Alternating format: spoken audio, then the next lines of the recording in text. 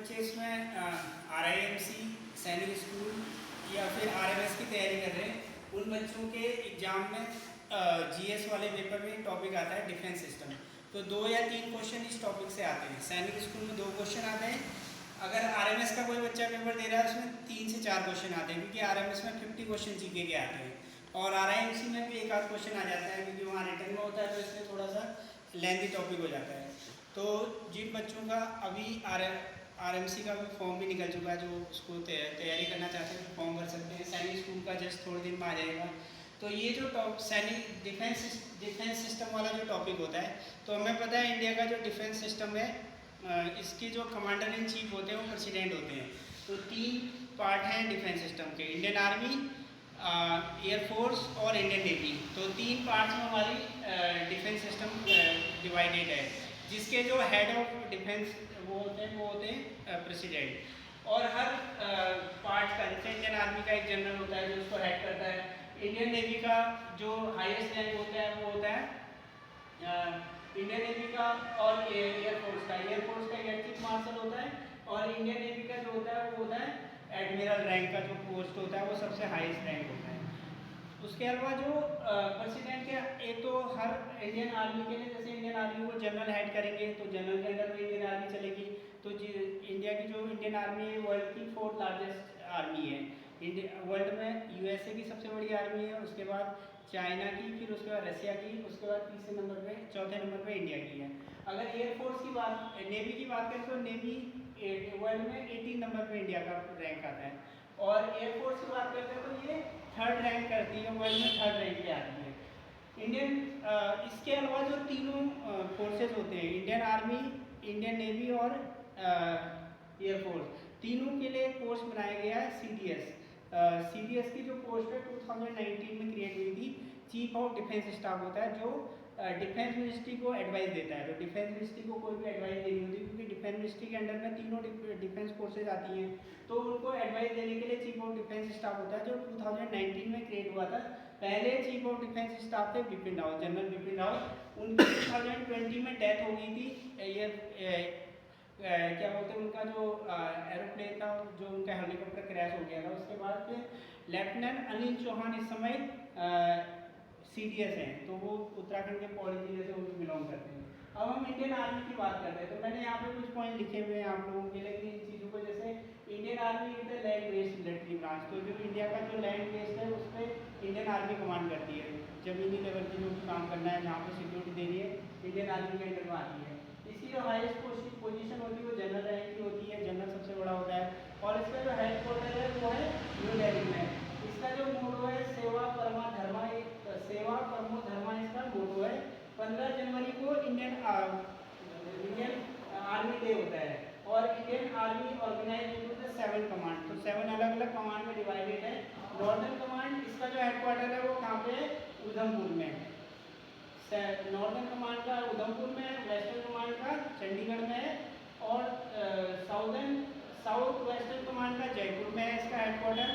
उसके अलावा army training command का शिमला में है, ईस्टर्न कमांड का है कोलकाता में, और सेंट्रल कमांड का लखनऊ में है, और साउदर्न कमांड का पुणे में है। ये इंडियन आर्मी के हेडक्वार्टर हैं जो याद करने होते हैं, इसमें से एक क्वेश्चन आ जाता है। और जो इंडियन आर्मी डे होता है 15 जनवरी को इसलिए मनाया जाता है क्योंकि इंडिया के जो पहले KM करियप्पा थे, जिन्होंने कमांडिंग वो इंडियन आर्मी की कमांड ली थी, 15 जनवरी को कमांड इनके अंडर में आई थी 1949 को। तो ये इंडिया के पहले आर्मी के जनरल थे। तो क्योंकि इंडिपेंडेंट इंडिया के पहले KM करियप्पा थे, तो इसलिए इनने जिस दिन कमांड लिया था उसी दिन हम इंडियन आर्मी डे मनाते हैं। ठीक है। इंडियन नेवी की बात करें तो इंडियन नेवी जो होती है मल्टी डायमेंशनल फोर्सेज है, जो अलग अलग उसमें ऑर्गेनाइज है। इसमें लिए मेरी टाइम, समुद्र के किनारे जो मेरी टाइम एरिया होता है वहाँ पे सिक्योरिटी देती है। ये जो टेरिटरी वाला एरिया है, जहाँ पे समुद्र की जो हिंद महासागर वाला क्षेत्र है, बंगाल की खाड़ी, वहाँ पे, तो इसकी जो सबसे बड़ी रैंक होती है वो एडमिरल की होती है, और हेडक्वार्टर इसका न्यू दिल्ली में है। और नेवी जो डे होता है वो 4 दिसंबर को होता है। हर साल 4 दिसंबर को नेवी डे मनाते हैं। इसका जो मोटो है वो श्याम लो वरुणा, मतलब महासागर हे जल की देवी, क्या बोलते हैं, हम आपकी पूजा करते हैं, तो इसका मतलब ये होता है। और 3 कमांड में डिवाइडेड है। ईस्टर्न कमांड जिसका विशाखापट्टनम में हेडक्वार्टर है, वेस्टर्न कमांड का मुंबई में है और साउदर्न कमांड का है कोची में। तो ये इंडियन नेवी के बारे में हो गया। अब बात करते हैं इंडियन एयरफोर्स की। इंडियन एयरफोर्स जो होता है इसका मिलिट्री ब्रांच है, ये primary responsible for the conducting of air warfare. अगर कोई हवाई हमले होते हैं तो उसके लिए रिस्पॉन्सिबिलिटी जो होती है इंडियन एयरफोर्स की होती है उसको बचाने के लिए। तो चीफ मार्शल रैंक का जो व्यक्ति होता है वो इसको वो करता है, हेड करता है, एयर स्टाफ उसके अंडर में आते हैं। Air force day organise in the 8 October, हर साल 8 अक्टूबर को एयरफोर्स डे मनाया जाता है। इसका मोटो होता है नभः स्पर्शम दीप्तम। तो ये मोटो पूछा जाता है नभ स्पर्शम दीप्तम, काफी बार आता है एग्जाम में।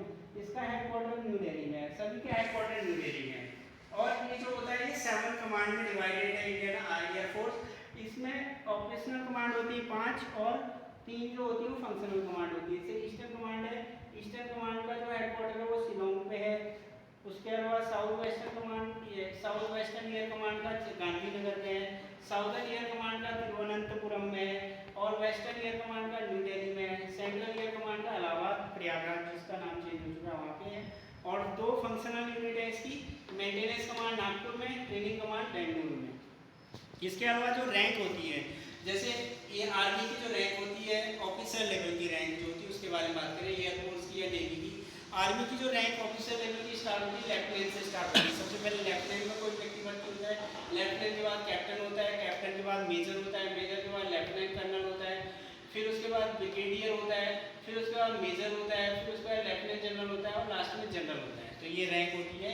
लेफ्टिनेंट करने के बाद कर्नल आएगा, यहाँ पे बिल्कुल कर्नल रहेगा, ब्रिगेडियर और यहाँ पे कर्नल आएगा। उसके बाद एयरफोर्स की बात करते हैं तो फ्लाइंग ऑफिसर इसका पहली रैंक होती है, फिर फ्लाइट लेफ्टिनेंट होता है, स्क्वाड्रन लीडर होता है, विंग कमांडर होता है, ग्रुप कैप्टन होता है और एयर कमांडर होता है, एयर वाइस मार्शल, उसके बाद एयर मार्शल और एयर चीफ मार्शल। तो ये रैंक होती है एयरफोर्स की। और नेवी की बात करते हैं तो नेवी में सब लेफ्टिनेंट सबसे पहले ऑफिसर लेवल की रैंक होती है, फिर लेफ्टिनेंट होता है, फिर लेफ्टिनेंट कमांडर होता है, फिर कमांडर होता है, फिर कैप्टन होता है, फिर कैमोमरेट होता है, फिर रियल एडमिरल होता है, वाइस एडमिरल और लास्ट में एडमिरल होता है। तो सबके अलग अलग वो होते हैं, हेड होते हैं जो इसको आगे हेड करते हैं। तो इसमें जो RMS या RIMC की जो बच्चे तैयारी करना चाहते हैं उसके लिए हम आगे भी कोई वीडियो डालेंगे। तो आप हमारे वीडियो को अगर लाइक सब्सक्राइब करते हैं तो आप लोगों के लिए हम आगे कुछ स्पेशल ऑफर देंगे हमारे इस पर। तो इस वाले टॉपिक को आपको, और इसका जो आगे अगला वीडियो है, अगला वीडियो 1 दिन में आएगा।